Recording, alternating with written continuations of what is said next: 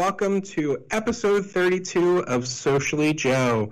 I am your host, Joe Riggio, and I am joined today by my nonprofit, Step Up Suncoast, and I have as my guest Jill Gass. So with that being said in mind, I'm going to turn it over to you, Jill, and tell us a little bit about yourself. Hi, Joe. Thanks for having me today. I appreciate it very much. Yes. As Joe said, my name is Jill Gass, and I am the Director of Development at Step Up Suncoast. And originally I'm from Minnesota, but I moved to Florida in 2003, and I've been working in the nonprofit sector since 2006. Okay. So I know you kind of said a little bit, but tell us a little bit more about your role and what is Step Up Suncoast? Sure. I started with Step Up Suncoast in 2018, January of 2018, and I was hired as their first development director. So they have been around for 50 years, but never done any local fundraising. So that was an interesting challenge. And when I got here, though I was hired specifically to do fundraising, I realized that over 50 years, there really had never been any marketing or communications done. So no one had ever heard of us, which makes fundraising extra difficult. So I took those two roles on as well, and I've been working to bring awareness to the community and advertise our programs ever since, and all the while trying to also build a donor base for the organization. And if you've never heard about Step Up Suncoast, we are an agency, like I said, that's been in the community for 50 years. We are actually termed a community action agency. Are you familiar with that term? No. Okay. Community action agencies were actually started during President Lyndon Johnson's administration. After JFK was killed, Lyndon Johnson stepped into a role where Kennedy was looking to help people who were living in poverty. And Lyndon Johnson worked to fulfill that dream and aptly declared a war on poverty. And so all of our programs are designed to address the needs of the individuals and families living in poverty in our area. There's about 1,100 community action agencies throughout the country, and what makes them all unique is that they serve the community's needs based on what we identify the needs to be. So every 3 years, community action agencies do a community needs assessment, which involves interviewing clients, talking to stakeholders in the area and funders, and identifying what we as the needs to that population. And then we design programs and services around those needs that are identified. So our agency is always, well, not always, but over the last 20 years or so has really focused on early childhood education. So we're making sure that children and their parents are ready to succeed once the child gets to kindergarten. About 65% of our budget is driven towards that specific goal. And then we also have services that we categorize as crisis benefits, like housing services or energy assistance. Our agency is quite large. We have 250 employees, and our main service areas are Manatee, Hardee, and DeSoto counties, but we do have services in Sarasota and Charlotte as well. Okay, that's awesome. Now, I know you kind of went over some of the different programs that you offer, but are there any ones that are more used than others that people would look at? Sure. Our largest program we call Rise and Shine Early Learning, which is Manatee County's Head Start and Early Head Start program. Are you familiar with what a Head Start program is? Yes. So Head Start is an early childhood program. It's a day center, so the children come to us. All of our centers we have 7 centers throughout Manatee County. So that program only serves Manatee County children. And the children age and range from 8 weeks old to 5 years old. And so depending on the age of the child determines the size of the class. Classroom setting is usually, for the little ones, is always 8 children with 2 teachers. And the larger or the older children, which are the 3 and 4-year-olds, are 20 children with 2 teachers.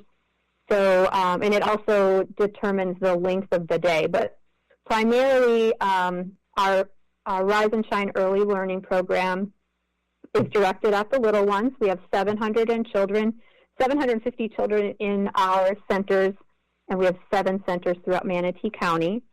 And then we also have, they're called home visiting programs, and we have 3 of those. And what that means is we have a family educator or a caseworker, essentially, who evaluates the families and determines what their needs are. A lot of it is just parental support. Our programs believe that the parent is the child's first teacher, but a lot of parents maybe don't have the skills to be that first teacher, so we give them some support and guidance on how to identify developmental growth and things to make sure that their child is ready for school when they get to be 5 years old. So those programs also start when they're little, 1 year old, and we can take them all the way up until they enter kindergarten. We have the ability to, before COVID, we had computer education and training where people could come in, use computer banks and learn basic computer skills, and that was a really helpful thing for folks, needing to know how to use the Microsoft Suite and things like that. We have a family self-sufficiency program, which is a program that is for adult learners who are looking to go back to school. Many of the people who approach that program are currently working in minimum wage or less than $15 an hour kind of positions, and so we help them get into school and graduate so that they have a living wage when they are done with their post-secondary program. We have lots of nurses. We've graduated many nurses that are working in Sarasota and Manatee County, and we're very proud of that program. We also have, as I mentioned, those crisis benefits that help people pay their electric bill or deposits when they get into a new living situation. And we also have housing counseling and housing services that help people pay their rent or their mortgage if they get behind. Okay, that's awesome. So obviously, none of us saw this coming from left field, but COVID happened, right, and it's knocked us out. So how has COVID changed the way Step Up Suncoast has provided services to its community? Well, like you mentioned, in mid-March, all of our centers were closed, and all of our employees, all 250 of us, went to our kitchen tables to work. And our IT department, scrambled to find computers and printers and scanners for everyone because we did have a lot of staff that shared space and shared technology. So that was a big change. And also the majority of the staff had never worked from home. So it was a huge shift for us. But after a couple of weeks, by and large, we had our systems down. And I think that's been one of the things that I've been so impressed with, not just here, but across the board. So many people have been just flexible with how things have had to adjust. And our staff was no exception to that. Our Rise and Shine Early Learning Centers, obviously being a preschool, the benefits to coming to the center was, we did have the books and we did have the toys and the things to engage children with. So one of the major things was we were delivering supplies and we were delivering diapers and we were delivering food because a lot of our families really relied on the fact that we provided two of the 3 meals that the children needed each day. And so for, I would say, the first month, we really were a basic need provider to all of the our little ones that we had. And, as time went on, we were able to then send worksheets home. We did Zoom classes. We had teachers reading books through YouTube and really tried to stay involved with our families. We have what's called a family advocate who's checking in on all the families at least once a week. We were FaceTiming, Zooming, just basic phone calls, but trying to get eyes on everybody throughout the entire summer. So that was a big shift. And our crisis services, obviously, when people were losing their jobs, paying rent and mortgage became extra challenging. So a lot of staff were converted into crisis service providers, and still, and that team still exists today. We moved some staff around to be able to support the demand for that program, and it's been a challenge because the phones ring nonstop.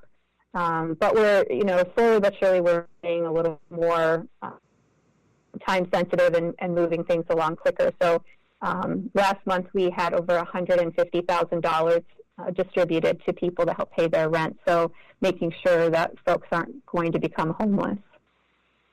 Well, that's good because obviously, like I said, no one expected this to happen to anyone, and it threw everyone, and we had to learn to evolve. But besides COVID being one of the big things right now, are there any other big challenges that Step Up Suncoast is facing today? I would say the biggest challenge is just the sheer number of phone calls we're receiving. We're receiving phone calls from people who have never in their life needed to ask for help. And I think it takes a special person to be able to receive a phone call of someone in a very desperate place. And so supporting our staff through just the emotional turmoil that they hear stories every day of people's struggles, and it can be taxing. So I think that's a big challenge that we're facing, is just supporting our people through this crisis, while also being able to meet the demand of what the community is asking. When we first received some CARES Act money to help people with their rent and mortgage, in 1 week we received almost 1,000 requests for help. So we are still processing through that list, and obviously while that list has been cleared out somewhat and people have found other assistance, but it's also grown. So the biggest challenges is, one, just supporting our staff, but also meeting the need and working through all of the client files quickly, or as quickly as possible. Wow. So maybe you can elaborate just for, what has been one of the stories that you heard you were able to help, in a situation that now they benefited and now they're in a better place. If you can share a story if you have one. Sure.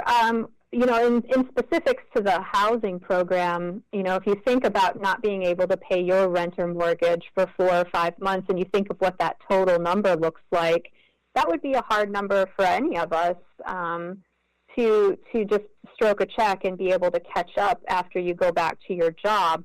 And so I think just giving people, we did have a young person recently who is taking care of their sister's children in addition to their own, and everybody's trying, to make ends meet, but their confidence that they were able to then pay their car insurance bill and their gas bills, because when you're trying to shuffle the coconuts per se, you have to decide what you're going to pay for, and a lot of people had left things like car insurance lapse.